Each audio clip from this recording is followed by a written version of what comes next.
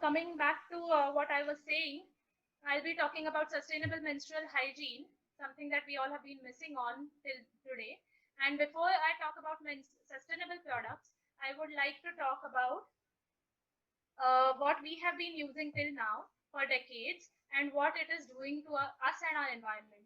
So, the sanitary napkins or pads and the tampons that have been used for decades are basically doing a lot of harm to us and the environment. So, talking about the planet, about next slide, our monthly periods contribute to a lot of mounds of garbage piling up in our cities, in the outskirts of our cities, and clogging our drains. It also pollutes our environment and it risks the health of our fellow human beings who do the work of garbage picking and manual scavengers who clean up the drains. Uh, Usually, a female menstruates for about 30 to 40 years in her lifetime and uses approximately 10 to 15 pads or tampons per month. So, if we count that in all, about 8,000 feminine hygiene products are produced in one woman's lifetime. Now multiply that with 3.5 billion female population of the world, and we can just imagine how much potentially avoidable waste we are creating and adding to the already existing environmental crisis. When it comes to our own country, 432 million pads or sanitary napkins are produced annually in India, which are able to cover about 24 hectares of landfills. And the industrially manufactured disposable menstrual products that we use, they are made of biodegradable, non-biodegradable materials like polypropylene or super absorbent polymers like SAPs, and they are basically plastic. So they take about 800 years to decompose, if at all they do decompose. And this waste is toxic, hazardous, and malodorous, and it can cause pollution of groundwater as well as the soil. So there is another problem, not just the amount of garbage that we are accumulating, but there's another problem that there is no clarity as to whether these sanitary napkins and tampons are to be classified as biomedical waste since they are blood stained, or as dry waste being made of non-biodegradable materials. Okay. There is also a lack of awareness regarding the correct disposal. Basically, there is no way to correctly dispose these disposable materials since they are non-biodegradable. If you wrap it up in paper and throw it in garbage, again it will lead to landfills. And if you flush it in the drain, it will clog the drains and pollute the water. So then what do we do to decrease these that we can see in the picture, to decrease all this, to decrease the amounts of garbage, to decrease the risk to these health workers and garbage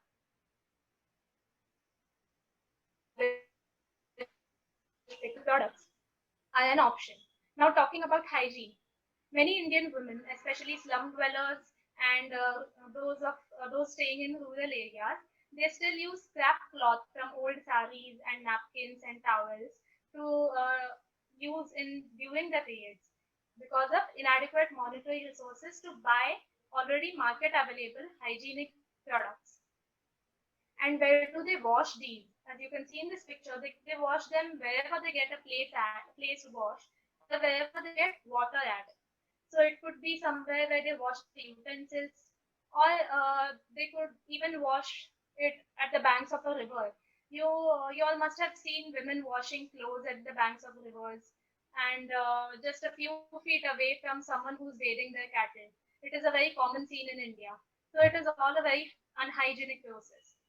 But not just these scrap cloth users, but even we sanitary product users are not spared from the risk of unhygienic practices.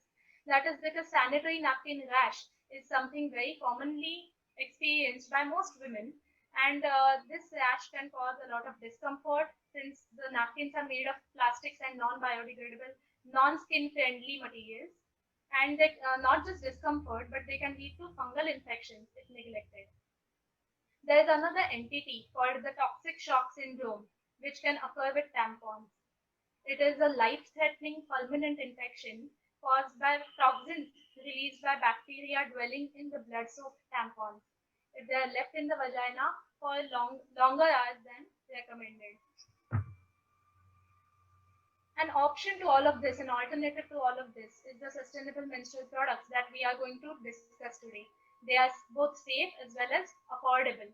However, let us hope that eventually these products will not just stay an alternative, but will become mainstream to all of us.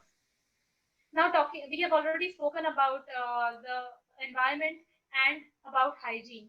Now, talking of our pockets, a smart woman will always do her math.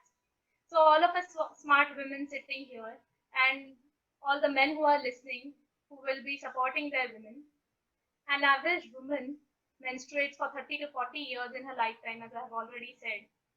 As we can see in this graph, we will be saving a lot of money if we switch over from uh, disposable menstrual products to sustainable ones, that is the menstrual cups and cloth pads. So a menstrual cup costs around 500 to 1000 rupees and it will last you a 10 years. A full cycle cloth pad that costs about rupees 1500 to 2000 will last you 3 years since these pads are washable and reusable. So at first, if you find this is costly for 3 years, disposable sanitary pads on the other hand will set you back by around 170 rupees per month, which is roughly 2000 rupees per year. So now some people might say, some women might say, we don't give a damn about the environment. Some will say we earn a lot and we are rich enough. And so we don't care to spend 2000 rupees extra per year. But in spite of all this, I would still suggest using sustainable menstrual products is a very good idea. This is because there's this quiet revolution going on in India nowadays in the modern, educated, and well informed women, and they're switching out of the disposable sanitary napkins that they have been using for decades to switching over to sustainable menstrual products, reusable products like the menstrual cups and cloth pads. And these women are actually wondering why they have never heard of these before and tried of these before. So now coming to the menstrual cups, this is how a menstrual cup will look like. Okay, it is one of the most inexpensive and cost-effective menstrual product available in market, and it has a lifetime of 10 years, and it does not have any health hazards.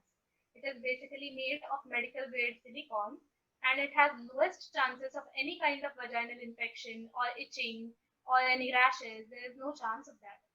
It is also extremely eco-friendly. As we saw, only one menstrual cup is something that you will produce, is the menstrual waste that you will produce in a whole of 10 years. So basically, it's a very good product to use for yourself, for your pocket, for the environment, for everything. It is also usually leak-proof, so you don't have to worry about that. Now, these menstrual cups come in various different beautiful colors. They also come in various sizes, that is the small, medium, and large sizes, and have a capacity of holding blood ranging from 25 ml to 30 ml, depending on the size of the cup. You might ask whether that much is enough to hold the blood that we bleed every day in periods. So yes, of course, it is enough. Okay, one woman will menstruate on average 30 to 80 milliliters of blood in her period. That is over a period of 4 to 6 days. Okay, so 30 to 80 ml over 4 to 6 days. So you can see that a cup can hold much more blood than what you will bleed in a day. So there's no fear of the cup getting filled up and leaking. Also, the cup, once it goes inside, the insertion and removal might be a little difficult in the beginning, but once it goes inside, you cannot even feel that it is there sitting inside. So you can jump, run, dance, do a headstand, or do whatever you want to, and just forget that you are on your period or that there is this foreign body inside you. Now, when you want to start using a cup, you need to know where this cup goes, how it is put inside, how it is cleaned. So as you can see in the picture, this is a picture of the uterus with both fallopian tubes and both ovaries. And what is marked as cervix is basically the mouth of the uterus from where the menstrual blood flows out. The menstrual cup will sit in the vagina against the mouth of the uterus, that is against the cervix, and it will form a vacuum against this. So it is an airtight seal preventing leakage. Uh, we'll see a few steps of how to insert a cup. Before you start your period, you should boil water in a vessel, the flame, and immerse this cup in the vessel for 5 to 10 minutes. Once you remove, you should let it cool down a bit, then fold it so that the size reduces and it becomes easier to insert it. Once you fold it, you can push it up in the vagina in whatever position you are comfortable with. You can be squatting or you can be sitting on the commode or any position you are comfortable in. Once you push it inside the vagina, it will spring open to its original shape and it will form a airtight seal against the cervix, that is the mouth of the uterus. So once the rim of the cup forms an airtight seal, it will keep on collecting blood that is coming out from the cervix and will not leak. When it is time to remove the cup, that is about 8 to 10 hours after you insert it and a maximum of 12 hours, you can just pull on the stem of the cup so that the rim of the cup will come in reach of your fingers. Then you can pinch the rim of the cup to release this airtight seal. Okay. Once the airtight seal gets released, the cup will easily come out in your hand. Then you can empty the contents of the cup in a toilet and rinse the cup in running water before you insert it again. Now at the end of the period, what you will do is again immerse this in boiling water just as you had done in the beginning of the period for 10 minutes to sterilize the cup and air dry it or sun dry it. Okay, once it is dried, you can pack it off in its cloth bag and keep it till the next month. There are a few doubts that may come in new cup users' minds, like whether it is okay to urinate and defecate with the cup inside, whether it would be difficult, or whether it will be possible. So as you can see in this picture, the cup sits in the vagina just below the uterus, and the urinary system, that is the bladder and the urethra, are in front of the uterus and the vagina, that is ahead of it, and the excretory system, the rectum and the anus, are just behind the vagina, and they are all different pathways, and so the cup never interferes with urinating or defecating. Similarly, you can even have intercourse with the cup inside the vagina, though for some people it may not be very comfortable and they might prefer removing the cup before having intercourse. Now, of course, even though it can be put in simple steps, and some of you may find it okay, this is easy, we can do it. But use of this cup involves a learning curve. But once you master it, there is no going back. It is just like riding a bicycle. When you're learning in the beginning, you are definitely going to struggle a lot with balance. But once you get that balance, once you learn how to ride the bicycle, then you're good to go. You will never ever forget how to ride a bicycle. It's the same with the cup. This is all about how to use a cup. But when someone is using the cup for the first time, for the second time, they will definitely have a few problems, and I'll try to address a few of those. You might be unable to find the correct size of the cup, for which you should get a proper measurement done by a gynecologist, or you can self-measure the length of your vagina and accordingly decide the cup size. Or another option is you can go the trial and error method. Basically, you can buy maybe the medium-sized cup for the first time you're buying a cup. Try it on along with a cloth pad for safety. If your vagina is holding it properly, there's no issue. Very well, go ahead. If the vagina is not able to hold it, the cup is smaller than required, then next month you can buy the large cup and you can continue using it. So you can do this trial and error method. Then there could also be discomfort felt while inserting and removing the cup. That could be because of three reasons.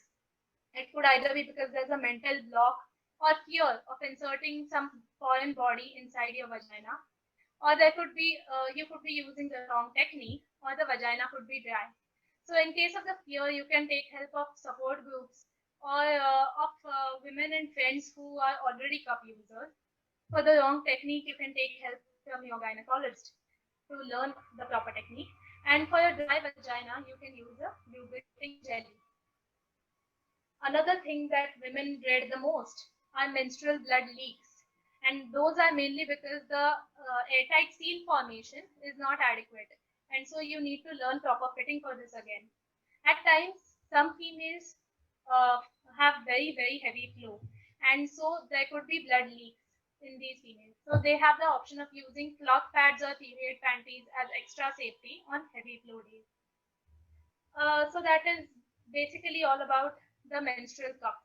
Now coming to the cloth pads.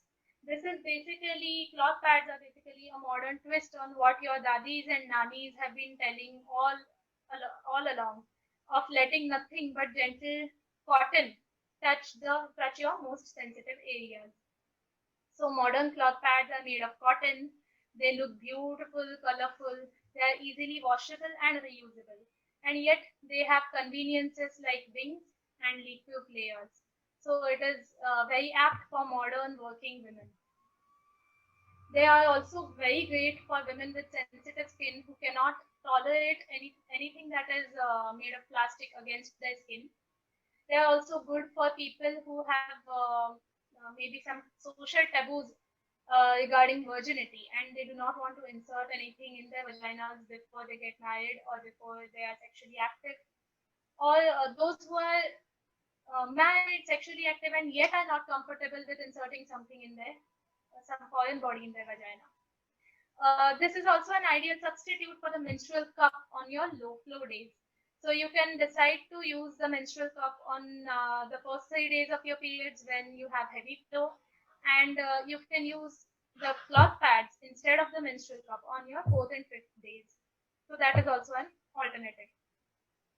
So as I already said, these may seem to have a high one-time cost. However, in the long run, they are very inexpensive as compared to disposable pads.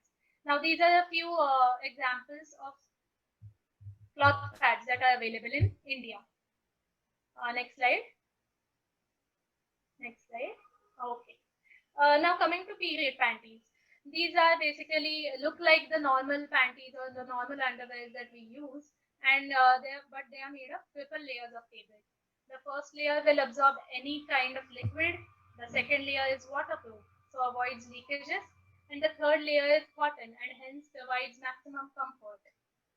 These panties are made of breathable materials. They can be used along with menstrual cups, like we can use cloth pads along with menstrual cups for safety.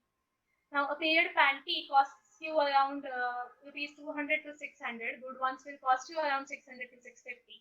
But they are worth it, and they are easily available for purchase as well. Next slide. Next slide. Yeah. So you all might wonder, if these products are so good, then why are they still not in the mainstream? What happens is advertisements have a considerable role to play in increasing the adoption of sustainable menstrual hygiene products, or for that matter, any menstrual hygiene products. Then why haven't we ever seen any radical ads in newspapers and on television about menstrual cups and cloth pads? The reason behind this is all makers, manufacturers, and suppliers of these sustainable products are social entrepreneurs. They work on a non-profit basis, and startups who have no funds for advertising in print and television media. So they promote their products mainly through digital media. Naturally, only urban educated women are their main customers.